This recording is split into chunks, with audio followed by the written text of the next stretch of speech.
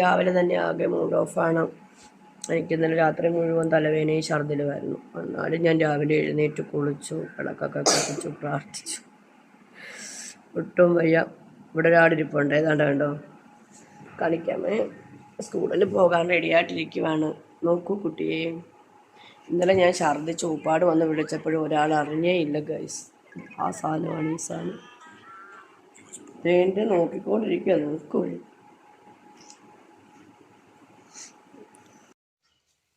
മീനൂട്ടിനെ കൊണ്ട് വിട്ടിട്ടൊക്കെ വന്നു ഞാൻ ദോശ ഉണ്ടാക്കുവാണ്.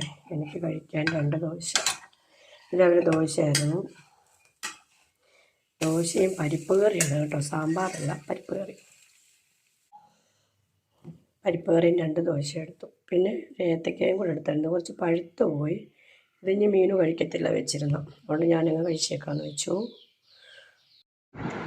ദോശ കഴിക്കാം.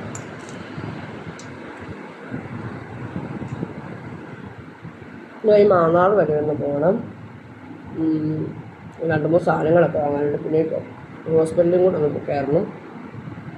തലവേദന നന്നായിട്ട് കുറവുണ്ടെങ്കിലും അങ്ങ് പാടെ അങ്ങ് മാറിയില്ല. അപ്പം ഏട്ടൻ വിളിച്ചപ്പോൾ ഹോസ്പിറ്റലിൽ കൊണ്ട് കാണിക്കാൻ പോകും.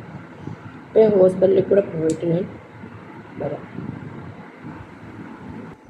ഞാൻ ഹോസ്പിറ്റലിലൊക്കെ പോയിട്ട് എന്നിട്ട് ഞാൻ വന്ന് കുറച്ച് നേരം കിടന്ന് ഉറങ്ങിയായിരുന്നു. ഒരു ശകലം പോലും വയ്യായിരുന്നു. പിന്നെ മരുന്നൊക്കെ ഡോക്ടർ തന്നു. ഇന്നലെ ഛർദ്ദിച്ചില്ല, അതിൻ്റെ ക്ഷീണം ഉണ്ടായിരുന്നു. ശരിക്കും എൻ്റെ തൊണ്ടയൊക്കെ അങ്ങ് പൊട്ടിയായിരുന്നു. ഇല്ലേ തന്നെ തൊണ്ടയ്ക്ക് വേദനയൊക്കെ ആയിരുന്നു. പിന്നെ തലവേദന അങ്ങ് പാടെ മാറിയില്ല.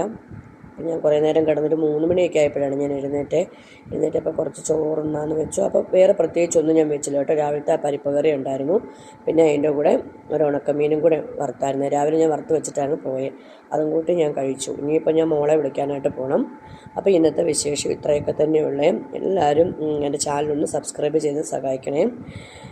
അതിൻ്റെ കൂടെ ബെല്ലൈക്കനും കൂടെ കൊടുക്കണം കേട്ടോ. ഓക്കെ, എന്നാൽ ടാറ്റാ.